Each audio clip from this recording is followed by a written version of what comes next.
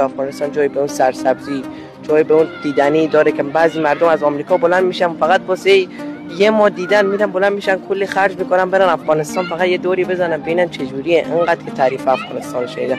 درسته مردم ایران شاید افغانستان رو ندیدن میگن افغانستان جای بدیه، نمیدونم شاید خیلی الان میگن حتی پولم به ما بدن رایگان ما نمیریم افغانستان. کدوم کشوری که حتی اگر رایگان هم بفرستنتون نمیرید؟ افغانستان. شما چطور؟ منم افغانستان. چرا شما رو ندیدن؟ وقتی که برن افغانستان ببینن از آمریکا بهتر افغانستان فقط الان درسته حالا من نمیگم شاید ایران هم جای دیدنی زیادی داره ولی افغانستان سرسبز هست، آبشاره زیادی داره، رودخونه، دریا، همه چی داره. بدخشان دارای کوههای بلند، رودخانه‌های خروشان، دره‌های سرسبز، جنگل‌های وسیع و چراگاه‌های بسیار زیاد است. بدخشان با داشتن معادن لعل، لاجورد، زمرد، فیروزه و طلا مشهور است. و این ولایت 53% منابع آبی افغانستان را دارا است.